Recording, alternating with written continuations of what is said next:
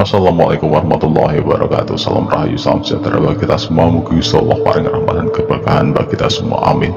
Nah, kali ini Mbah Mul ada pertanyaan dari beberapa orang. Mbah, carane narik pusaka itu bagaimana, Mbah? Aduh, lah kok ada yang tanya aku cara narik pusaka. Aduh, jangan tanya itu deh ya, itu ada tatarannya. Nah, Mbah kan kasih gambaran deh ya untuk tataran iso narik pusaka, tapi ini jauh. Nah, yang pertama adalah ini orang awam ya. Orang awam itu pertama untuk mengetahui di situ ada pusaka atau tidak itu harus bisa memobilisir indera keenam ya. Dan hal ini bisa mengetahui supranatural. Jadi dia harus mengetahui dulu sisi supranatural, indera keenamnya jalan, nah itu baru bisa. Nah, caranya seperti apa? Nah, kalau orang awam ya belajar dulu ya. Nah, ada caranya di video Mbah yang sebelumnya sudah ada, tapi panjang. Nah, yang pertama itu harus bisa memobilisir indera keenam ya. Paling tidak dia harus punya sensor di mana ada benda pusaka atau mungkin benda gaib yang sudah pindah alam atau mungkin terkubur ya. Nah, ini yang hilang ya. Yang kedua adalah sensor tadi fungsinya adalah satu mengetahui, yang kedua itu mengukur. Nah, kalau yang kalau tarik itu besar wah itu bahaya, kita kalah, kita harus mengukur dulu. Nah, itu bahaya ya. Yang kedua adalah media untuk menariknya. Nah, menarik ini gini menarik itu dalam arti kita harus mengalahkan dulu atau nego dulu dengan khotam yang menjaga dari pusaka itu. Nah, ini nego ini harus, wah ini hati-hati tidak semua orang bisa, kecuali memang sudah cumondok ya. Kita mau diikuti memang pusaka itu memang ingin menyatu dengan kita, itu beda lagi ceritanya. Tetapi kalau memang ini ada pusaka yang sudah pindah alam atau mungkin berada di dimensi gaib, nah akan kita ambil. Nah, ini susah kalau setelah kita tahu mau menarik. Nah, ini kalau kita tidak bisa mengungkuli itu memiliki kualitas yang lebih dari pusaka itu susah benar-benar susah dan bahaya.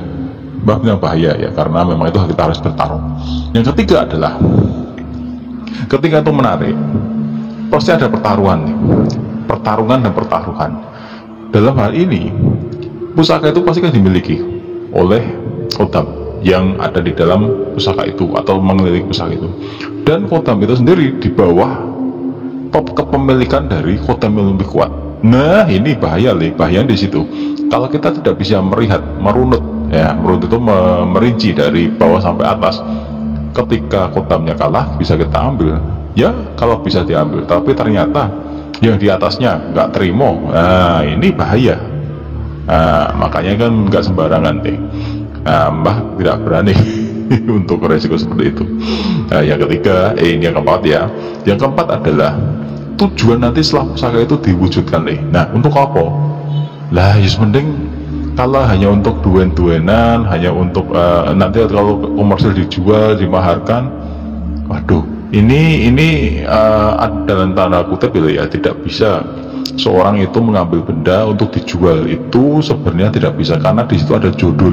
Jodoh itu adalah keselarasan antara energi dari khotam sendiri dengan calon pemiliknya. Nah, ini yang agak bahaya. Nah, kalau kita tujuannya gini, kalau sama itu benda itu berbuat dari batu mulia ya, sama batu mulia, akik gitu aja, ada di alam gaib dan ada khotam di situ. Nah, dan dilingkupi, ada yang melingkupi, menaungi dia di situ. Mau kita ambil, mungkin khotam di situ mungkin bisa kita ambil, tetapi yang menaungi itu yang membawahi khotamnya gede itu, nah, mungkin nggak terima. Kita akan kalah kalau kita kalah itu bahaya. Ya bener, itu batu mulia, kalau kita ambil harganya mahal. Sama akhirnya jenisnya ya jenis seperti baron atau yang dikatakan blue sapphire bisa, tetapi itu pertaruhannya mahal.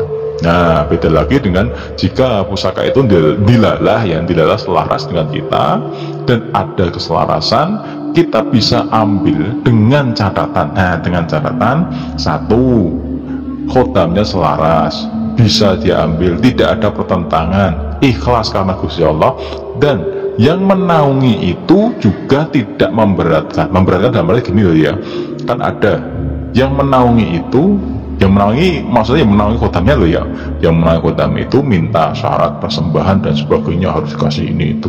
Wah, itu yang bahaya dan tidak berfaedah tidak berfaedah. Mending kalau mbah itu mending beli benda kosongan terus kita isi kalau mbah sih ya. Tetapi ya mending ya nggak usah saja, termasuk pusaka-pusaka gede ya, keris, tombak yang hilang mukso itu dengan sudah umur yang sudah ratusan tahun itu bahaya lagi. Kalau ketika tidak ada keselarasan malah kita jadi gila, sakit-sakitan, malah jadi molo. Mending ora nih. Ya, terus ada lagi cara untuk menarik itu ketika orang awam. Nah ini orang awam loh, ada orang awam yang meminta. Nah ini gini, paling gampang kita adalah meminta orang yang tahu ya. Kalau apa gini ya, saumpama di rumah tua yang dia huni itu ada pusaka peninggalan mbah ya, yang memang karena suatu hal itu hilang di situ. Nah, kita lewat orang yang bisa memobilisasi benda keenam, anggaplah ada dukun atau paranormal, dideteksi ada. Ketika ada, bisa diwujudkan dengan syarat-syarat tertentu. Nah, oke, bisa, insya Allah bisa. Tetapinya ini, ketika pusaka itu dipaksa ditarik, bukan karena kehendak kita, bukan karena jodoh ya, yang jodoh dari apa yang menjadi pulung kita. Wah, ini berat deh, karena kita masih ngopeni memenuhi apa yang dia punya. Soalnya kita ibaratnya ditarik kerja, kita mesti kan minta gaji tuh, mau kita ditarik kok. Kecuali kita minta kerja kan gajinya ikut mereka.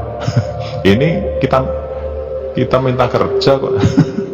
Diminta kerja ya, narik kerja berarti. Nah ini bahaya, makanya kan tidak bisa mbah rekomendasikan. Nah seumpama memang pengen memiliki cara orang awam menarik benda pusaka itu.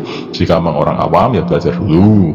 Yang kedua bisa mendeteksi. Yang ketiga mengukur, setelah mengukur mewujudkan. Nah itu ada 4 tahapan. Nah ini yang perlu ditaruh. Nah, gitu dulu. Wallahu a'lam. Wassalamualaikum warahmatullahi wabarakatuh.